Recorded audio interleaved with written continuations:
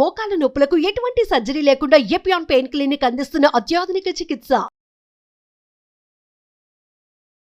నమస్తే, మనతో పాటు ఉన్నారు ఫిజిషియన్, అదేవిధంగా diabetes counsellor and consultant doctor G Kiran గారు. సార్ నమస్తే. సార్ నమస్కారం అమ్మా. సార్, చాలామంది కూడా ఈ డయాబెటీస్ ఉన్న వాళ్ళకి ఫుడ్ తీసుకున్న తర్వాత తేన్పులు వస్తుంటాయి, కొంతమందికి ఆ గ్యాస్ట్రిక్ ప్రాబ్లం ఉంటుంది, అదంతా కూడా ఫుడ్ వల్లనే వస్తుంది సార్. ఇదంతా వారు తీసుకున్న ఆహారం లోపం వల్లేనా?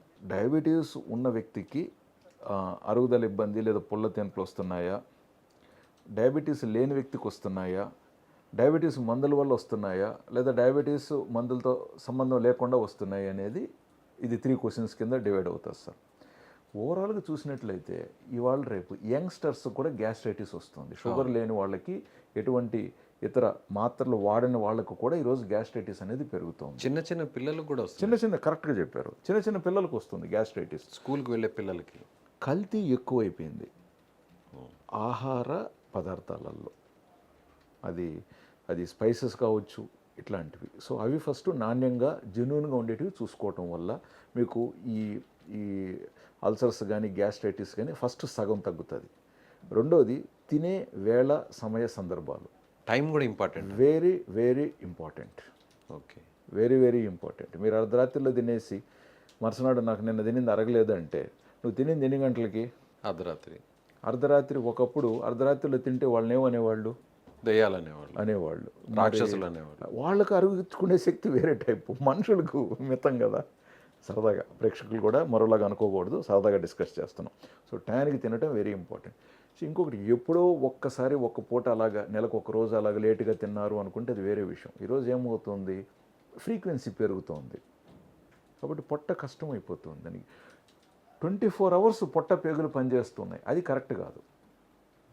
పొట్ట పేగులు ఒక 2 గంటలు 3 గంటలు పనిచేస్తే తర్వాత మళ్ళీ రెస్ట్ ఉండేది వాటికి. ఇప్పుడు ఏంటి, కంటిన్యూస్గా పొట్ట పేగుల్లో ఏదో ఒక భాగం పనిచేస్తుంది. అది చిన్న పేగ, పెద్ద పేగ, లేదా పొట్ట అనే తర్వాత విషయం. సో సిస్టమ్ మొత్తం ఏదో ఒక పని చేస్తుంది. సిస్టమ్ కొంచెం రెస్ట్ ఉండాలి, అప్పుడు మళ్ళీ అది రీఛార్జ్ అయ్యి మళ్ళీ మనకు అరుగుదల కావాల్సిన గ్యాస్ట్రిక్ జ్యూసెస్ అది విడుదల చేయగలుగుతుంది ఆహారాన్ని బట్టి. ఇంకొకటి మెయిన్ థింగ్, నీళ్లు తాగటం వెరీ ఇంపార్టెంట్. నీళ్లు తక్కువ తాగుతూ ఉంటే కూడా సమస్య వస్తుంది.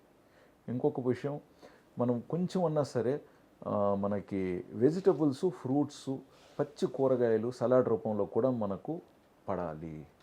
ప్రతిదీ కుక్కుడు, బాయిల్డ్, బేక్డ్ ఐటమ్ బాడీ తట్టుకోదు కొంచెం అన్నా. ఎందుకంటే మనం బేసిక్గా ఎవరం శాకాహారులు. మనిషి ఎక్కడి నుంచి వచ్చాడంటారు? కోతి నుంచి వచ్చాడు. మరి కోతి తినేటివన్నా కొన్నైనా తినాలి కదా మనం. అవును, ప్రకృతి ఇచ్చినటువంటి వాటిలో అసలు ఆహారం పూర్తిగా వదిలేసాం మనం. ప్రకృతి న్యాయంగా మనకు డైరెక్ట్గా ఇచ్చినవి కొన్ని తినాలి కదా, అంటే చెట్లు కొనేటివి, వీటికి ఉండేటివి నా ఉద్దేశం.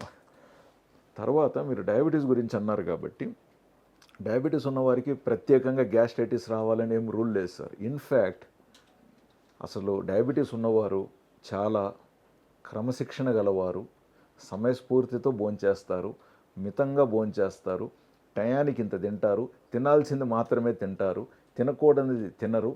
కాబట్టి అసలు డయాబెటీస్ వాళ్ళకి గ్యాస్ట్రిక్ ట్రబుల్ ఇంకా తక్కువ అని కూడా నేను అంటాను. ఇంకొక విషయం సార్ మర్చిపోయాను, సాల్ట్ వల్ల కూడా గ్యాస్ట్రైటిస్ వస్తుంది. ఉప్పు వల్ల కూడా? ఎస్. షుగర్ వాడేవాళ్ళు, నేను ఇప్పుడు షుగర్ పేషెంటా, షుగర్ లేని వాళ్ళు అని అనట్లేదు, షుగర్ వల్ల కూడా పాలల్లో కానీ, ఇంకేదైనా టీలో కానీ, కాఫీలో కానీ, కేక్లో కానీ, ఐస్ క్రీమ్లో కానీ, దానివల్ల కూడా గ్యాస్ట్రైటిస్ వస్తుంది. ప్లస్ చల్లని పదార్థాలు, ఐస్ క్రీమ్ లాంటివి రెగ్యులర్గా రిపీటెడ్గా తింటూ ఉంటే కూడా, లేదా ఎప్పుడో ఒక పూట తిన్నా సరే ఐస్ క్రీమ్ వల్ల కూడా గ్యాస్ట్రైటిస్ రావచ్చు. కోల్డ్ ఫ్రిడ్జ్ వాటర్ వల్ల కూడా గ్యాస్ట్రైటిస్ వస్తుంది. ఓకే, ఐస్ వాటర్ వల్ల కూడా? ఎస్. మీరు వెచ్చగా ఉండే వాటర్ ఏం పర్వాలేదు, చల్లని నీటి వల్ల కూడా గ్యాస్ట్రైటిస్ వస్తుంది. చూడండి ఎన్ని అంశాలు ఉన్నాయో. అలాగే నిద్రలేమి కూడా ఒక కారణం అంటారు సార్. పర్ఫెక్ట్. నిద్ర తక్కువైనా కూడా గ్యాస్ట్రైటిస్ వస్తుంది, అరుగుదల కూడా ఇబ్బంది ఉంటుంది. డయాబెటీస్లో చాలా ఎక్కువ కాలంగా డయాబెటీస్ కంట్రోల్లో పెట్టుకోకుండా ఉంటే డయాబెటిక్ గ్యాస్ట్రిక్ పైరెసిస్ అనేది వస్తుంది. అంటే పేగులు కానీ పొట్ట కానీ కదలిక తక్కువ అయిపోతుంది, అది వేరే సమస్య అప్పుడు. అంతేకాకుండా నాణ్యత సరిగ్గా లేని మందులు, డయాబెటీస్ కావచ్చు, లేకుంటే యాంటీబయాటిక్స్ కావచ్చు, యాంటీ ఇన్ఫ్లమేటరీ కావచ్చు, నాణ్యత లేని మందులు తీసుకున్నప్పుడు కూడా అది most important. So diabetic patients అనేది ఫుడ్ ఎంత ప్రయారిటీయో గ్యాస్ట్రిక్ ప్రాబ్లం లేకుండా ఉండడానికి అదేవిధంగా క్వాలిటీ మెడిసిన్ కూడా వాడాలి. క్వాలిటీ మెడిసిన్ వాడాలి. అండ్ అనవసరమైన, ఇప్పుడు మనం అనుకున్నాం కదా, food impurities, and food discipline అనేది ఇంపార్టెంట్, లైఫ్ స్టైల్ని కూడా చాలా ఇంపార్టెంట్. చాలా ప్రాపర్గా మెయింటైన్ చేయాలి. Right sir, thank you so much.